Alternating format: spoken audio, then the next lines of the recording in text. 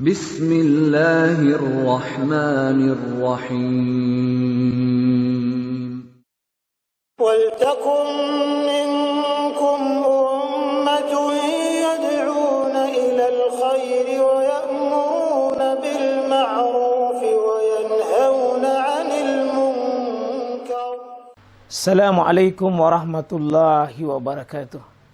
Ya, saya lihat secara umum ada perbedaan penerapan salat jenazah antara di Arab dengan di luar Arab, termasuk di Indonesia. Iya. Ada kebiasaan, saya lihat hampir selalu. Iya. Kalau saya salat jenazah, baik itu di rumah maupun di masjid, itu ada dasarnya yang komandoi rapatkan karena tidak sujud, tidak rukuk. Padahal kalau kita lihat di Arab itu kan tidak terhampur itu sama. Iya. Kecuali kalau tempat itu tidak muat. Iya. Ya, tapi kalau masih banyak kan harus rapat ya. Itu satu.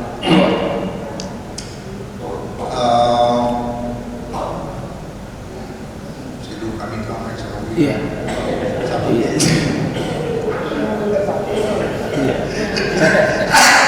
Sebentar mungkin diingat itu sebentar. Itu dulu barangkali. Iya, saya setuju itu, Prof. Ya. Kita setuju itu bahwa tidak usah digeser itu saf berjamaah, Pak. Cukup di tempatan. Kecuali tidak dimuat itu tempat. Tidak dimuat itu tempat. Maka boleh kita bergeser untuk kasih penuh. Yang tadinya satu saf itu bisa menjadi dua itu, Pak. Tempat berdiri saya kan tidak di ruku, sudah benar. Dan justru kalau kita lihat justru mundur, Pak, ke belakang Nabi dengan sahabat. Yang saya ketahui yang ada hadis kebanyakan Nabi itu sholat jenazah bukan di masjid, Pak, tapi di luar masjid. Tapi bukan berarti bahwa tidak boleh di masjid.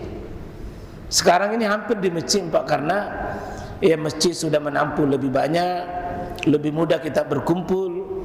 Kalau di masa Nabi itu lebih banyak Nabi sholat di rumahnya orang yang meninggal itu, karena mungkin luas tanah juga masih banyak.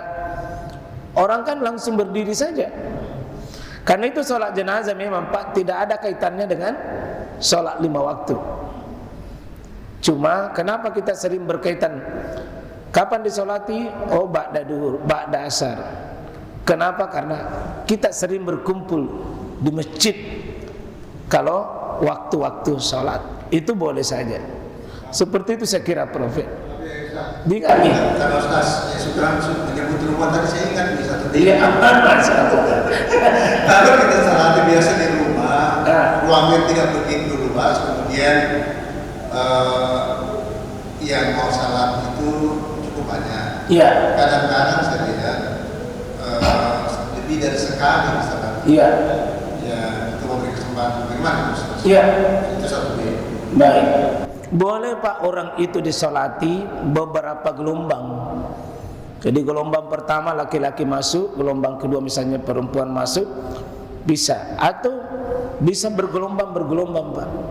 Bisa 3 kali, misalnya masjid tidak muat, bisa 2 kali masuk oleh orang yang berbeda yang salati.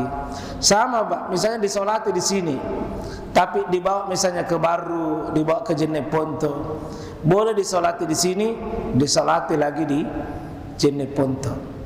Tidak apa-apa, dikasih singgah misalnya di masjid mana dia singgah, boleh. Tidak apa-apa. Jadi kami punya orang tua disolati Jumat di masjid besar, kemudian karena hari Jumat pulang masih banyak orang belum tahu, sudah pi Jumat baru datang solati di rumah. Salat asar sebentar diantar, maka singgah lagi di masjid untuk disolati. Tidak ada masalah kalau berulang-ulang, karena Dulu istri-istri Nabi itu minta, Pak, kasih singgah sahabatnya, suamiku, sahabatnya Rasulullah minta dikasih singgah di rumahnya untuk dia ambil bagian sholat jenazahnya, Pak. Boleh. Jadi bisa dikasih singgah itu jenazah, Pak, kalau disolati. Kalau dikasih singgah pengantarnya mau minum es kelapa, jangan dulu. Kalau dikasih singgah solati boleh, Pak. Bukan pemali itu. Jadi selama bisa. Yang penting solati di sini bukan itu yang disinjai, bukan itu yang dibone, lain tong di sini, lain tong di sana. Jangan lagi solati di sini, kita ikut sholat sana. Bukan itu, Pak, yang dimaksud. Iya, nah. Ada lagi yang lain? Masih ada? Ada yang bilang kalau sudah dimandikan maka segera kan? Iya. Tapi kalau masih ada yang menunggu jangan dimandikan dulu. Iya, tidak ada yang untuk itu, Pak. Kemudian kalau disegerakan, biasa saya lihat kalau misalnya senior atau pejabat ya yang meninggal kadang-kadang dikasih singgah di kantor untuk memberi kesempatan kepada sivitas memberikan perbuatan terakhir. Boleh. Satu C terakhir. Iya.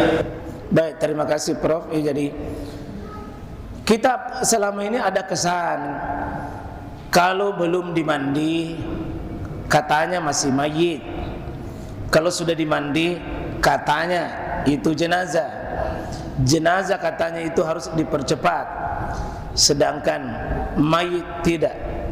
Ini istilah seperti ini, Pak, saya tidak kurang setuju, karena kalau kita kumpul semua hadis-hadis yang ada, ternyata dikubur pun Nabi itu sering mengatakan bukan jenazah, tapi sudah mayit. Innal mayyita, sesungguhnya mayit itu, ya. Jadi iza udiyal mayyita, apabila mayit itu diletakkan di kuburan. Jadi sudah dikubur, Nabi tetap sebut mayit. Berarti kalau orang mengatakan kalau belum dimandi namanya mayit, kalau sudah dimandi namanya jenazah, ini tidak dikenal di kalangan ahli bahasa. Yang intinya percepat urusan jenazah itu, cepat mandikan, cepat salati, cepat kuburkan, itu yang dikehendaki, Pak. Ada orang kalau sudah dimandikan jangan disimpang, tidak ada saya kira dalil itu, Pak, mengatakan begitu. Kalau memang ada kebutuhan boleh, ada sesuatu boleh. Seolah-olah orang selama ini kalau sudah itu dibungkus jangan disimpang lagi. Ya sebenarnya secara logika ya kan selesai itu urusannya kalau sudah dibungkus, jangan lagi disimpang. Seperti itu saya kira, Pak Tabe. Maaf. Oh iya, Kan waktu Rasulullah meninggal beberapa hari dari mana? Iya. Gimana itu? Iya. Jadi betul itu Nabi nanti 2 hari itu baru dikubur. Tetapi penting kita pahami, Pak, ini ada sebab khusus. Sebab khusus. Jadi itlaqu ala yajri ala itlaqihi. Itu ada kaidah namanya. Jadi kalau kejadiannya itu ada sebab khusus, maka dibawa juga jika sama sebab khususnya itu pada kasus yang lain. Tidak bisa dijadikan ini sebab lalu kita maklumi, Pak. Nabi meninggal itu adalah posisinya sebagai Nabi dan Rasul, sebagai pemimpin. Tidak ada yang menggantikan Nabi posisi itu, Pak. Dan tidak boleh terjadi kekosongan kekuasaan di sebuah pemerintahan yang sah, tidak boleh terjadi kekosongan. Karena itu Abu Bakar, Umar, Utsman, Ali tahu persis itu Hadi mengurusi jenazah. Tapi ada lebih penting, Pak, dari sekedar mengurusi jenazah. Apa itu? Memilih pemimpin yang bisa mengurusi umat ini, tidak boleh terjadi kekosongan. Penting itu. Siapa mengendalikan umat ini? Kalau tidak ada pemimpin, maka sahabat lebih fokus siapa penggantinya. Disitulah terpilih Abu Bakar, baru bisa diurus oleh pemerintah yang yang sah lagi berikutnya. Itu isyarat Pak, bukan mengatakan bahwa boleh disimpan, tidak. Karena banyak sekali ucapannya segerakan. Lalu sahabat tidak segerakan, bukan berarti bahwa diizinkan. Ada sebab khusus. Makasih banyak Prof. Kasih. Tabe, iya, silakan Mbak. Kalau puluh mami saran tak ke jauh bela-bela maik ke. Waalaikumsalam warahmatullahi wabarakatuh.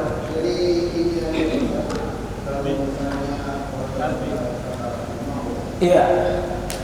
Ini ditalkinkan satu kali atau beberapa kali. Iya. Kalau misalnya setelah sudah ditalkinkan, lantas misalnya ini Ditalkinkan. niatnya berapat nih majelis dia minta air, apakah misalnya diulangi lagi talkin? Bagaimana tadi Pak, kalau talkinkan baru?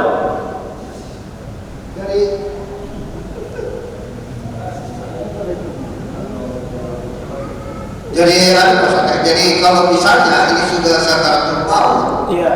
lantas misalnya kita sudah talkinkan, Iya. apakah hanya satu kali kita talkinkan, Iya. atau bisa berulang kali? Iya. Kemudian kapan bisa batal itu talkin? Kalau misalnya dia minta air, apakah batal kita talkinkan kembali? Iya. Ini ya Bos. Terima kasih. Assalamualaikum warahmatullahi wabarakatuh. Baik. Alhamdulillah. Betul itu Pak. Jadi ditalkinkan tidak ada batasan tertentu. Cuma bagusnya itu man kana akhiru kalamihi. Siapa yang akhir ucapannya atau akhir yang dia dengar itu dakhalal jannah, dijamin isi surga. Artinya kalau sudah ditalkinkan lalu tiba-tiba dia ngomong atau ada orang di sekelilingnya itu bicara, maka sebaiknya ditalkinkan ulang. Karena kalau dia bisa mau minum, berarti perkataan terakhirnya minum. Yang bagus kalimat yang dia dengar terakhir, la ilaha illallah.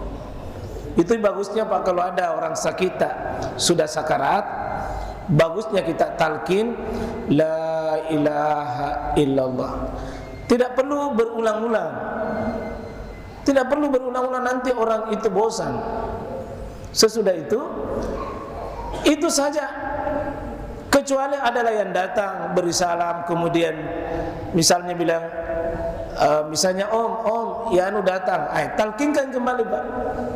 Talkinkan kembali karena dia mendengar kata yang lain.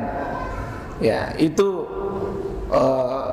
kita talkinkan kalau sudah ada perkataan lain yang dia ucapkan atau ada perkataan lain yang dia dengar selain ucapan kalimat tauhid la ilaha illallah. Itu bagusnya Pak tutup. Kalau ada orang sakit, sebelum Bapak istirahat jam 10 misalnya jam 11, talqin memang baru pergi tidur. La ilaha illallah. Pimak istirahat. Seandainya meninggal jam 2 Pak, jam 3 malam, maka sudah termasuk kita sudah talqin itu baru meninggal.